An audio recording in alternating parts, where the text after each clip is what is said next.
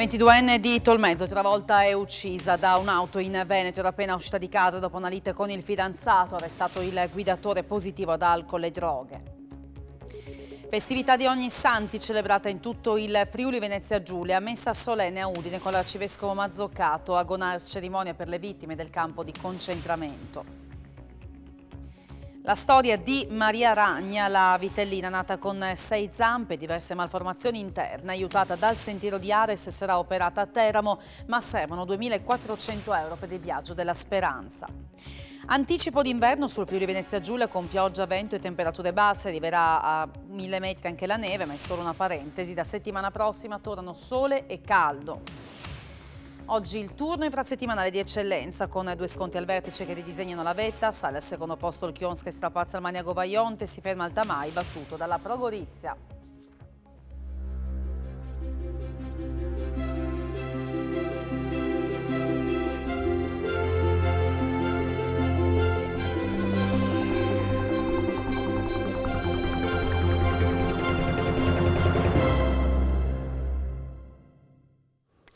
Buonasera a tutti voi da Telefriuli e ben trovate l'edizione serale del nostro telegiornale. Oggi, 1° novembre, si è celebrata la festività di Ognissanti, una folla nei cimiteri in tutta la regione per onorare, come da tradizione, i defunti. Cerimonia solenne nel Duomo di Udine, dove l'arcivescovo Mazzoccato ha definito i santi, specie quelli della porta accanto, la cura per l'individualismo e per la mancanza di responsabilità.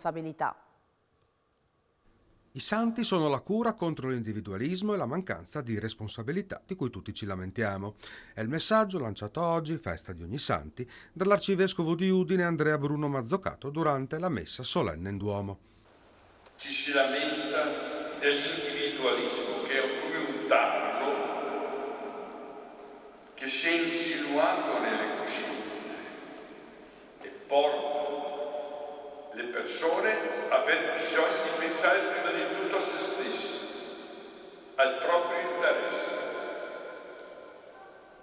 E così si perde il senso della responsabilità. Nell'omelia, Monsignor Mazzoccato ha invitato a prendere esempio non solo dai santi del calendario, ma soprattutto da quelli della porta accanto, come li ha definiti Papa Francesco.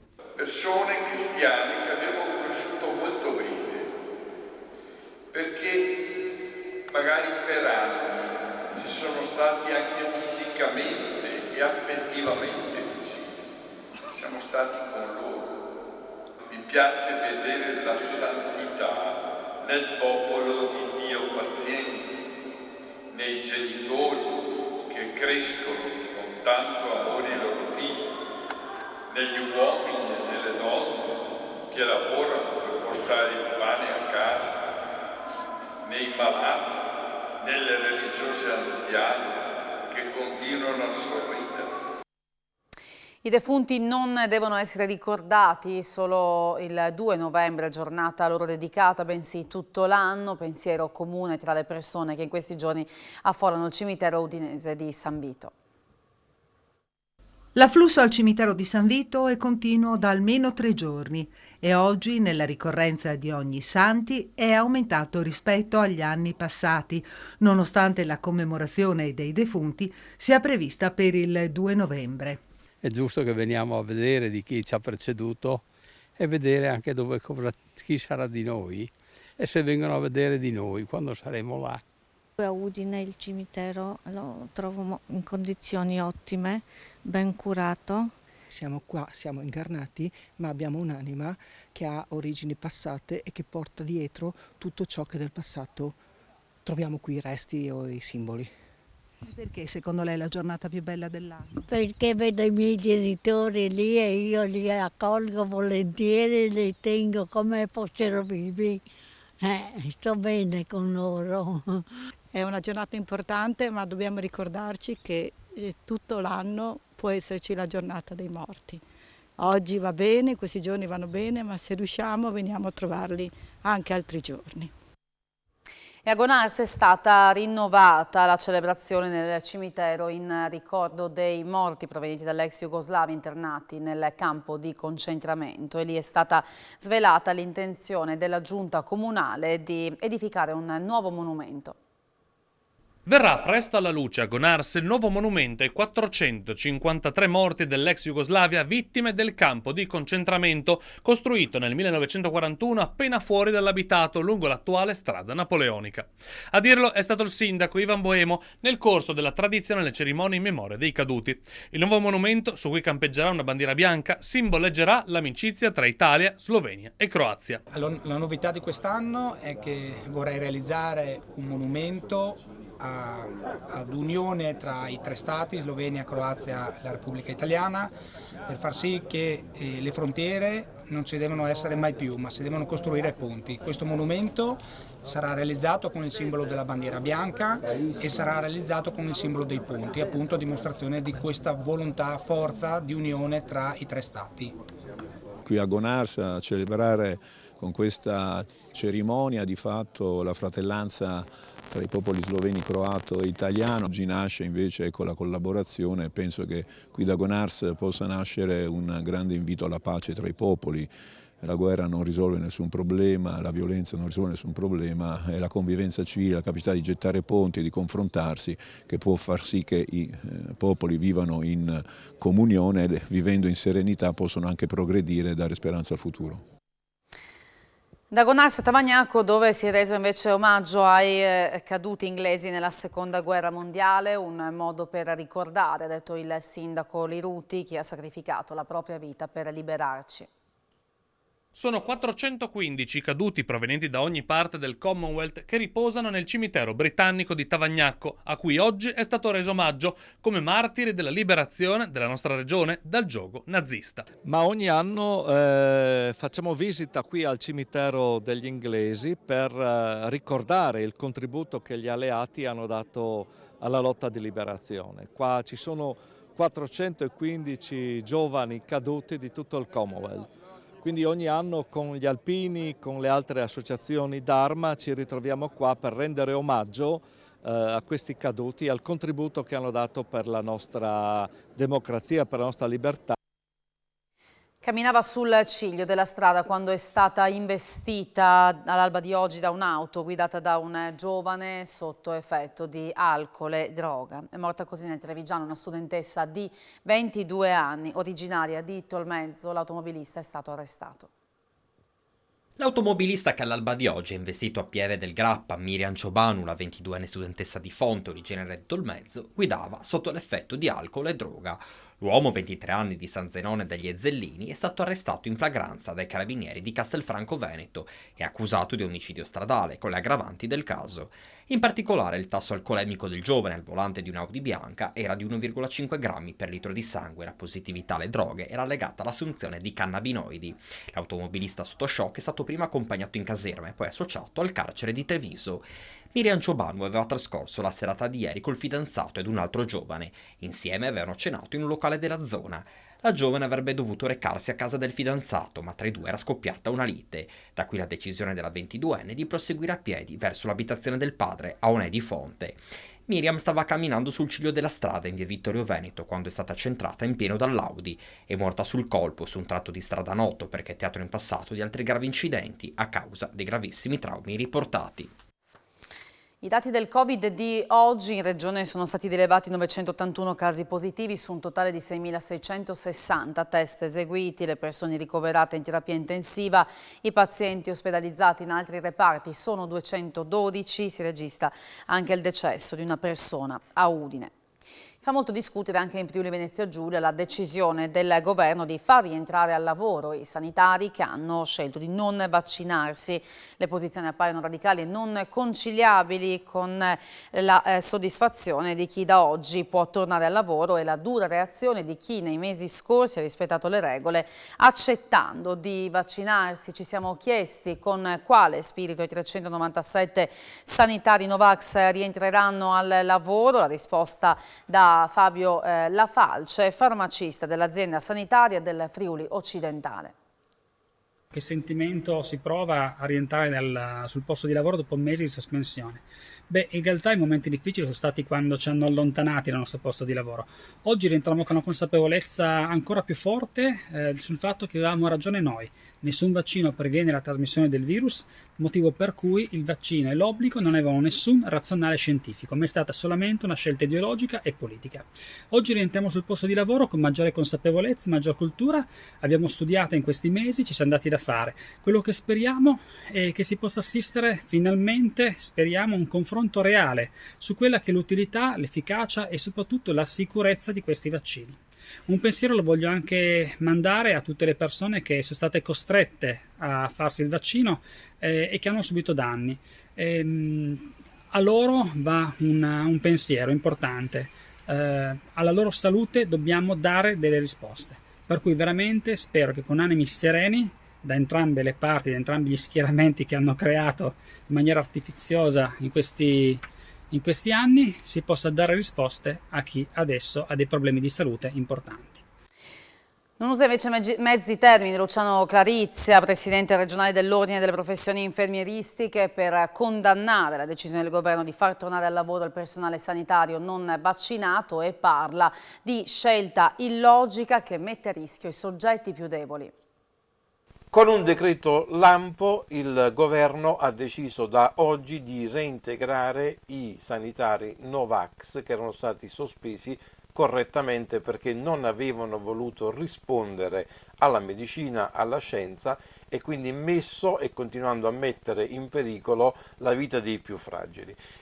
Dispiace a me personalmente che ci sia stata questa scelta del governo, a mio avviso veramente illogica, una scelta che in realtà non servirà neanche a coprire i famosi buchi di personale che oggi abbiamo, perché è una piccola percentuale di questi ed è un numero irrisorio. La maggior parte dei Novax, ricordiamo che sono persone sanitarie anche in quiescenza, e quindi capite che effettivamente gli ospedali, le aziende, le case di riposo nulla guadagneranno da questo reintegro, però sicuramente si metterà in pericolo ancora di più la vita delle persone, dei più fragili, perché avremo persone nelle corsie che non solo non credono nella scienza, ma per di più non essendo vaccinate sicuramente saranno molto più a rischio sia per loro che sicuramente per i pazienti.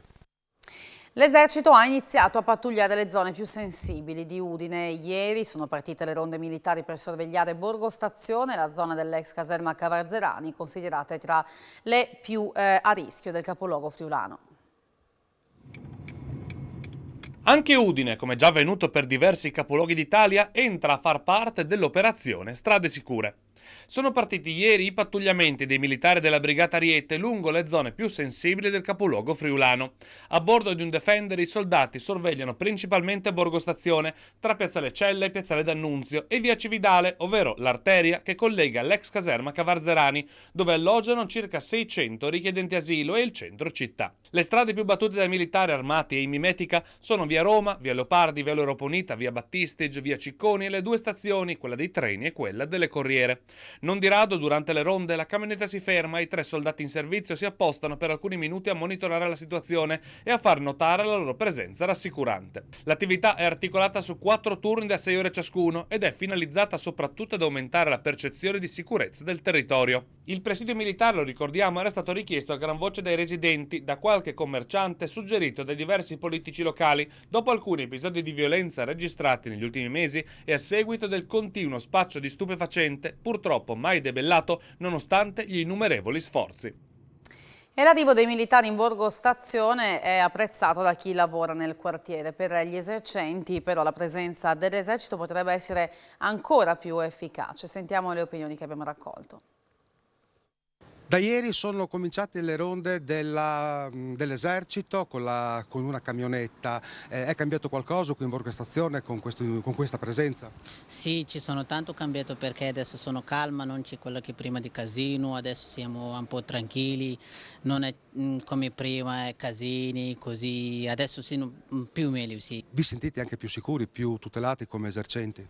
Sì, perché io sono quasi da 6 anni lavoro in questa via e prima di questo, quelli che è arrivato agli esercizi, prima di questo c'è tanti casino, adesso no. È giusto che lo Stato dia sicurezza a chi lavora qua, come noi commercianti, soprattutto per tutelare le persone a gestire la sicurezza. Per il momento, a parte vederli girare in macchina, non ho notato grandi differenze, quindi sarebbe meglio che, come nelle grandi città, nei grandi monumenti, stessero con i fucili imbracciati per le strade, almeno garantire la sicurezza visiva. È un buon deterrente, però per dire che è cambiato qualcosa è presto a parlare. Lei personalmente, come gestore dell'attività, si sente più sicuro, più tutelato? Sì, io a dire la verità sono stratutelato dalle forze della polizia perché sono sempre qui. Adesso che ci sono questi ragazzi qua, se si fermano magari in posti strategici, forse darà più sicurezza anche per le scuole. Adesso che vanno a scuola i ragazzi, averli in prossimità le corriere, che lì quello servirebbe.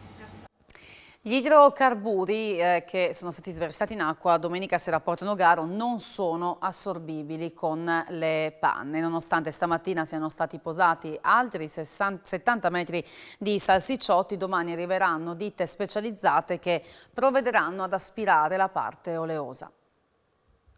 Altri 70 metri di panne sono quelli che questa mattina sono stati posati in acqua in aggiunta ai 62 salsicciotti già presenti dai militari della Capitaneria di Porto e dai volontari della Protezione Civile per cercare di contenere lo sversamento di idrocarburi avvenuto domenica sera a Porto Margaret a San Giorgio di Nogaro in un canale parallelo a Via Fermi. La parte oleosa, estesa su una superficie di oltre 250 metri quadrati, risulta difficilmente assorbibile dai salsicciotti. È per questo che domani alcune ditte specializzate saranno chiamate con un'apposita strumentazione ad aspirare la sostanza inquinante che altrimenti sarebbe destinata a rimanere lì, aumentando i rischi di inquinamento ambientale. In attesa dell'esito degli esami dell'ARP sui campioni prelevati ieri, sul fronte dell'indagine al momento non è ancora stata attribuita la responsabilità dello sversamento. Le ipotesi restano comunque due: gli idrocarburi potrebbero essere stati abbandonati in acqua da una nave oppure da una delle aziende che opera nella zona di Aussa Corno. La scorsa è stata una notte di eccessi per Halloween, numerose le chiamate di soccorso che sono arrivate al numero unico per le emergenze alla Sores e soprattutto per giovani che avevano abusato di alcol. I maggiori interventi del personale del 118 si sono registrati a Udine, Trieste città. Alla Tisana alle 23:30 in località Crosere si è verificato un incidente stradale che ha coinvolto 4 persone, tutte viaggiavano nella stessa macchina che è finita a ruote all'aria, 2 sono state portate in ospedale in codice giallo, le altre 2 in codice verde, i rilievi dei carabinieri.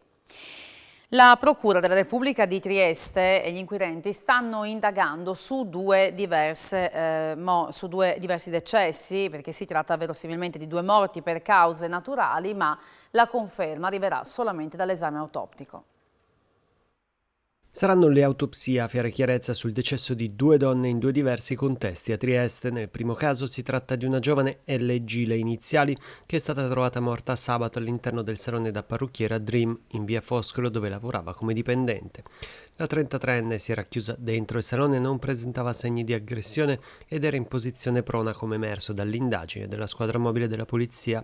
L'autopsia, come spiega la procura, servirà a chiarire i motivi del decesso, che verosimilmente sono da ricondurre a cause naturali o comunque non per mano di qualcun altro. Dovrebbe trattarsi di causa naturale anche il decesso di una donna di 68 anni nella periferia di Trieste. In questo caso la morte risale a giovedì scorso, ma il 118 è stato allertato solamente sabato. In casa con lei c'era il marito ritrovato in stato confusionale e per questo è stato ricoverato dopo aver vegliato la moglie per 48 ore. Da una prima indagine non sono emersi segni di colluttazione o qualcosa che facesse pensare a una morte non naturale. Anche in questo caso a togliere tutti i dubbi sarà l'esame autoptico. A indagare su questo decesso sono invece i carabinieri, sempre con il coordinamento della Procura della Repubblica. Versa in gravi condizioni un 80enne che è caduto da un albero questo pomeriggio a Buia da un'altezza di 3 metri. L'uomo è stato portato in elicottero all'ospedale Santa Maria della Misericordia di Udine.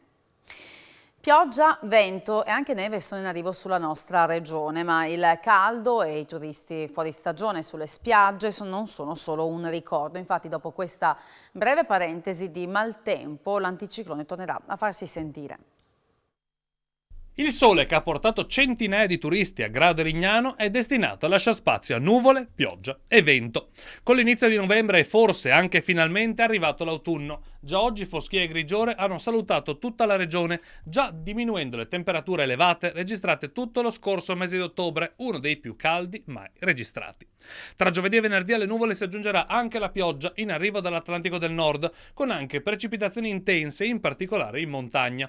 Ad abbassare le temperature ci penserà anche il vento, che finora ha portato caldo sulle spalle di Scirocco e Libeccio, ma che ora, con Bora e Tramontana in arrivo, porterà certamente qualche grado in meno. Si potrebbe anche vedere il ritorno della neve, prima solo sopra i 2000 metri, ma poi tra venerdì e sabato anche intorno a quota 1000. Ma sarà un autunno duraturo? Assolutamente no, e forse è anche il caso di dire purtroppo, perché dopo questi 4 giorni di perturbazioni l'anticiclone farà sentire nuovamente la sua voce, portando ad un nuovo innalzamento delle temperature e a giornate soleggiate e miti in pieno novembre e soprattutto ad un nuovo stop della pioggia. Pontebana soffocata dal traffico dopo decenni di discussione su un problema che riguarda numerosi comuni tra le ex province di Pordenone e Udine. Il sindaco di Casarsa della Delizia anticipa la soluzione condivisa con altri colleghi che porterà a giorni all'attenzione di Regione e FVG Strade. Rendere più fluido il traffico lungo la Pontebana, togliendo in particolare a Casarsa della Delizia il transito dei mezzi pesanti. Da anni si discute del problema, ma nulla è cambiato, anzi talvolta attraversare statale 13 o percorrere qualche chilometro richiede tempo e soprattutto tanta pazienza. Il sindaco di Casarsa, Claudio Colussi, una soluzione ce l'ha. Poter far deviare il traffico che proviene da nord, che attraversa il ponte al tagliamento e che poi spesso a Cimpello si riaggancia all'autostrada per Venezia. Poter deviare quel traffico lì e prendere la circonvallazione Nuovi Sovito e uscire l'uscita autostradale di Villota di Chion. Questo potrebbe alleggerire un po' il traffico. Dopo aver condiviso l'idea con alcuni colleghi, Colussi la porterà all'attenzione di Regione e di FVG Strade. Ci sarà su questo tema a breve un tavolo tecnico per affrontare questo problema, insomma, perché il traffico sta diventando insostenibile. SACE, Intesa San Paolo e Banco BPM sostengono un'operazione strategica per l'esportazione di tecnologie italiane negli Stati Uniti, un ruolo di primo piano per la Danieli di Butrio. Nuove commesse negli Stati Uniti per la Danieli di Butrio. La società statunitense JSW Steel ha stipulato contratti con la Danieli e la Danieli Automation per una linea di taglio, un laminatoio e un piano di raffreddamento. La stessa società americana ha firmato contratti con la Sider Hydraulic per un sistema di trattamento e raffreddamento delle acque e con Tenova per la fornitura di una macchina rettificatrice per il nuovo laminatoio. Il valore complessivo dell'operazione è di $100 milioni, con Intesa San Paolo e Banco BPM che hanno strutturato un finanziamento totale da $182 milioni nei confronti di JSW Steel, grazie anche alla copertura per 70 milioni di garanzia SACE per promuovere e supportare l'esportazione della tecnologia italiana. Per SACE si tratta di un'operazione molto rilevante dal punto di vista strategico, per via del peso che il settore metallurgico ha nell'export italiano. Si è spento all'età di 88 anni Pasquale Benito Bergamin, fondatore dell'Impero del Mobile in Friuli e Veneto. L'uomo, quinto di 8 figli di una famiglia di Castelfranco, aveva studiato a Udine al collegio Toppo Wasserman, dove conseguì il diploma in ragioneria. La sua attività partì poi negli anni 60 e si consolidò nel decennio successivo. Celebri le sedi della sua azienda, gli edifici rossi con il marchio Bergamin, nati dall'incontro con l'architetto Valle. Il sindaco di Gorizia, Rodolfo Ziberna, ha annunciato di voler incontrare diversi ministri con i quali parlare delle criticità del territorio, cultura, giustizia e infrastrutture, i principali temi.